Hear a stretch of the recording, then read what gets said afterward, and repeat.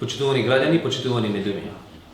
Чувствуваме и имаме должност да излеземе пред јавноста и да дадеме објаснување во врска со начинот на остварување на право на користење на средства во вид на еднократна парична помош во натура како социјална мерка на општина Куманово, бидејќи во изминатиот период од неколку дена има многу шпекулации и дезинформации, посебно со пензионерите, и пристигнуваат барања за парична помош од 6000 денари помош од општина Куманово, која го немаме ниту во програмата, ниту пак со некој прес.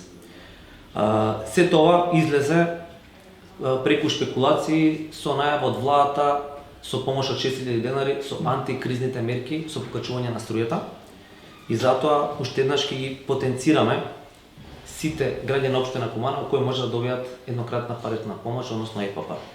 Потенцираме дека согласно членот број 2 од одлуката на Советот на општина Куманово, одржана 28.12.2021 година, и утврдено дека корисниците на право на еднократна парична помош или помош во натура од средства во буџетот на општина Куманово можат да ги имаат следниве категории, тоест лица или семејства, и тоа: лице или семејство кое се нашло во помош и во положба од социјален ризик заради зголемена потреба од оперативен зафат или подолго лекување во некоја здравствена институција во држава и во странство; лице и семејство кое се нашла во положба на социјален ризик поради смрт на член во семејството, епидемија, болест или подолго лекување во некоја болничка установа во држава или во странство; и лице и семејство кое се нашло во положба од социјален ризик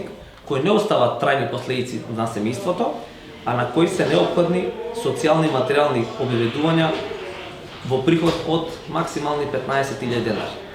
Положбата на социјалниот ризик од одредбите на овој член се утврдува врз основа на приложена документација за секоја категорија поединечно, а истата по извршен увид од Комисијата за еднократна парична помош се формира во рамките на одделението за социјална заштита на децата, здравствена заштита, и се излегува на терен каде што се опфаќаат сите барања и се врши соодветна категоризација и соодветна документација која ќе имаме добиено. Врз основа на тоа граѓаните ќе бидат позитивно или негативно одговорени.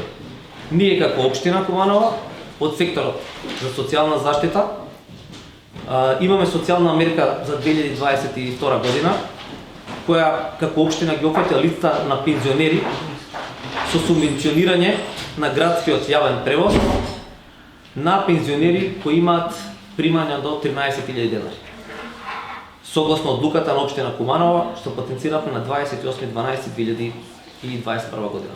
Градоначалникот Максим Димитриевски, општината и понатаму ќе работат во интерес на граѓаните и во рамките на своите надлежности и можности, посебно во делот на социјална категорија на најзасегнатите граѓани на општина Куманово.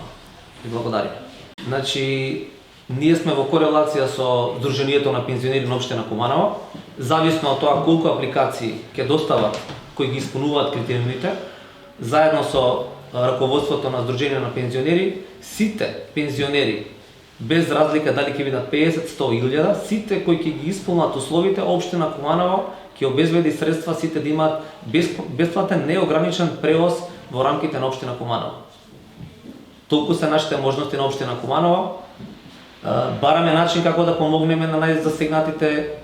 Еден од нив сегмент се и пензионерите. Се уште ќе се разговара и ќе тражиме начин како да се помогнат на нив. Благодариме. Благодариме.